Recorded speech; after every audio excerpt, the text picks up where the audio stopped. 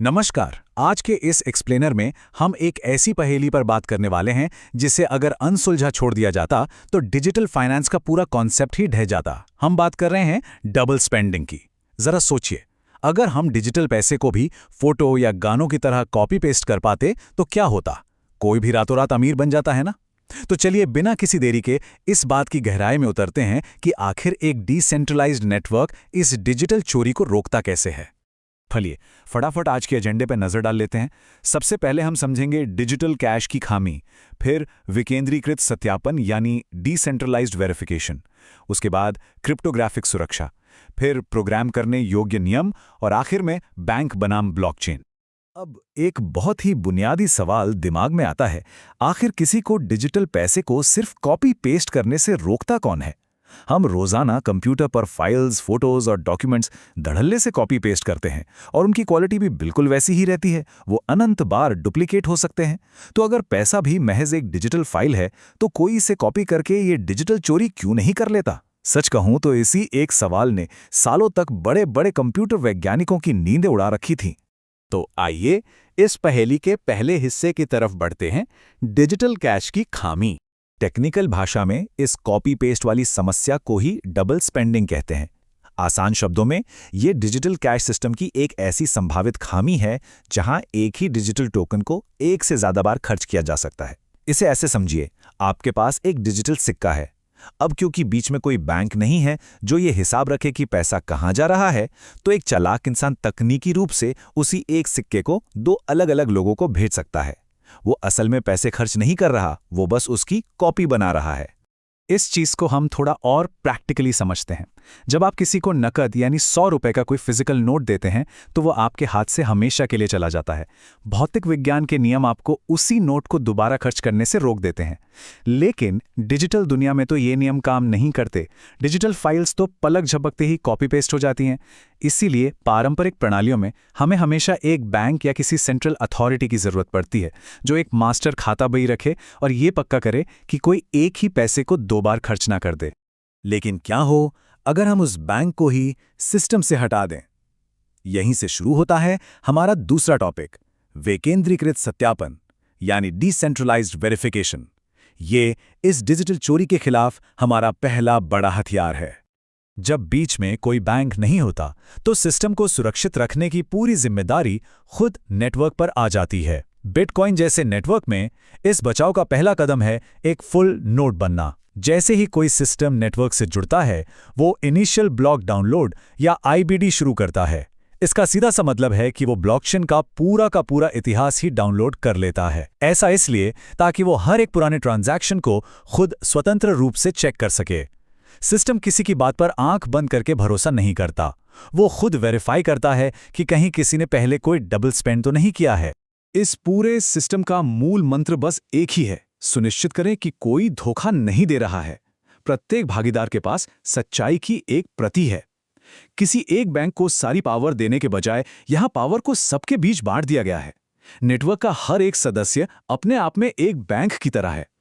अगर कोई भी व्यक्ति एक डिजिटल सिक्के को 2 बार खर्च करने की चालाकी करता है तो नेटवर्क के सभी नोड्स तुरंत पकड़ लेंगे कि अरे ये पैसा तो पहले ही इस्तेमाल हो चुका है, और वो अपनी लेजर की कॉपी के आधार पर उस दूसरे लेनदेन को सिरे से खारिज कर देंगे। स्वतंत्र सत्यापन तो ठीक है, लेकिन हमें यह भी सुनिश्चित करना होगा कि उस लेजर यानी उस डिजिटल खाते के साथ कभी भी छेड़छाड़ न की जा सके। चलिए बढ़ते हैं अपनी सुरक्षा की दूसरी दीवार की तरफ, क्रिप्टोग्राफिक सुरक्षा।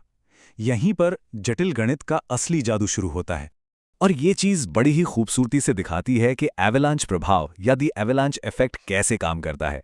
ब्लॉकचेन में हर ब्लॉक एक क्रिप्टोग्राफिक फंक्शन जैसे SHA-256 से लॉक होता है। ये फंक्शन डेटा का एक अनोखा डिजिटल फिंगरप्रिंट बनाता है जिसे हैश कहते हैं। अब मान लीजिए कोई हैकर नेटवर्क को चकमा देने के लिए किसी पुराने ट्रांजैक्शन में सिर्फ एक कॉमा या एक अक्षर भी बदल देता है, तो क्या होगा? नया हैश पूरी तरह से बदल जाएगा। ये बिल्कुल पहाड़ से बर्फ के एक छोटे से टुकड़े के गिरने जैसा है जो अपने साथ पूरा बर्फीला तूफान यानी एवलांच ले आता है। नेटवर्क तुरंत जान जाता है कि किसी ने डेटा से छेड़छाड़ की है और हर तरफ खतरे की घंटी बजने लगती है। तो अगर हम सुरक्षा के इन पिलर्स को एक साथ देखें तो SHA-256 एल्गोरिदम इस पूरे सिस्टम की एकदम पक्की नींव है। ये एक ऐसी अपरिवर्तनीयता यानी इम्यूटेबिलिटी लाता है जो पक्का करती है कि एक बार ट्रांजैक्शन वेरीफाई होकर ब्लॉक में जुड़ गया तो उसे वापस या अंडू नहीं किया जा सकता। कोई भी अपने खर्च किए हुए सिक्के जादू से वापस नहीं ला सकता। और अगर कोई ऐसी जुर्रत करता भी है तो एवलांच प्रभाव तुरंत उस छेड़छाड़ को पकड़ लेगा और पूरे नेटवर्क को पल भर में अलर्ट कर देगा। चलिए अब बढ़ते हैं अपनी सुरक्षा के तीसरे और आखिरी अहम स्तंभ की तरफ, प्रोग्राम करने योग्य नियम। यहां आपको पैसे को सिर्फ एक संख्या की तरह नहीं बल्कि एक कोड की तरह देखना होगा। विकेंद्रीकृत सिस्टम में पैसे के अंदर ही नियम लिखे होते हैं जिन्हें बिटकॉइन स्क्रिप्ट्स कहा जाता है। आप इन्हें निर्देश मान सकते हैं। ये स्क्रिप्ट्स असल में डिजिटल सिक्कों के एक बक्से पर लगे गणितीय ताले की तरह काम करती हैं जो फंड्स को एकदम सुरक्षित रखती हैं। ये एक तरह से आखिरी सिक्योरिटी चेकपॉइंट हैं। जब तक आप सही चाबी नहीं लगाते और शर्तें पूरी नहीं करते तब तक कोई भी उन सिक्कों को हिला भी नहीं सकता। ये स्क्रिप्ट्स असल में वो प्रोग्राम की गई शर्तें हैं जो तय करती हैं कि पैसा कैसे खर्च होगा। जो डिस्ट्रीब्यूटेड नेटवर्क है वो खुद इस बात की कड़ी जांच करता है कि ये शर्तें पूरी हुई हैं या नहीं। और हाँ, वो गणितीय ताला तभी खुलेगा जब पब्लिक लेजर इस बात की पूरी तरह से पुष्टि कर दे कि जो फंड्स आप इस्तेमाल करना चाह रहे हैं वो सच में वहां मौजूद हैं और उन्हें पहले ही कहीं और उड़ाया नहीं गया है। मतलब गणित, क्रिप्टोग्राफी और नेटवर्क की आम सहमति, ये सब मिलकर ये तय करते हैं कि सिस्टम पूरी तरह से हैक प्रूफ है। हमने अभी एक बहुत ही गहरी तकनीकी यात्रा की है, तो चलिए इस सफर को समेटते हुए अपने आखिरी टॉपिक पर आते हैं और पुरानी दुनिया की तुलना इस नई विकेंद्रीकृत दुनिया से करते हैं, बैंक बनाम ब्लॉकचेन। तो सबसे बड़ी बात यह है कि हम एक बहुत बड़े ऐतिहासिक बदलाव के गवाह बन रहे हैं।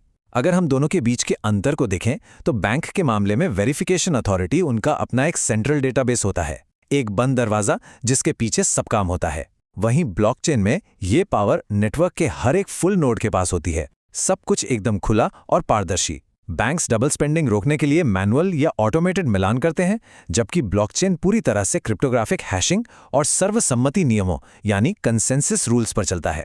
लेकिन सबसे बड़ा फर्क है ट्रस्ट मॉडल का। बैंक में आपको एक सेंट्रल संस्था पर आंख बंद करके भरोसा करना पड़ता है, लेकिन ब्लॉकचेन में यहां विश्वास सिस्टम के अंदर ही पिरोया गया है, पक्के गणित और पूरी पारदर्शिता के जरिए। इस पूरे एक्सप्लेनर के अंत में मैं आपके सामने एक बहुत ही दिलचस्प सवाल छोड़ना चाहता हूं। सोचिए, वो भविष्य कैसा होगा जहां हमारा वित्तीय विश्वास किसी बड़ी कंपनी या अथॉरिटी पर नहीं बल्कि पूरी तरह से गणितीय प्रमाणों पर टिका होगा। हमने आज देखा कि कैसे तकनीक ने डबल स्पेंडिंग जैसी असंभव लगने वाली समस्या को जड़ से खत्म कर दिया। ये सिर्फ कोई नई टेक्नोलॉजी नहीं है, ये पैसे और फाइनेंस को देखने का एक एकदम नया नजरिया है। इस एक्सप्लेनर में हमारे साथ जुड़ने के लिए बहुत बहुत धन्यवाद। सीखते रहिए और ऐसे ही नए सवालों के जवाब तलाशते रहिए।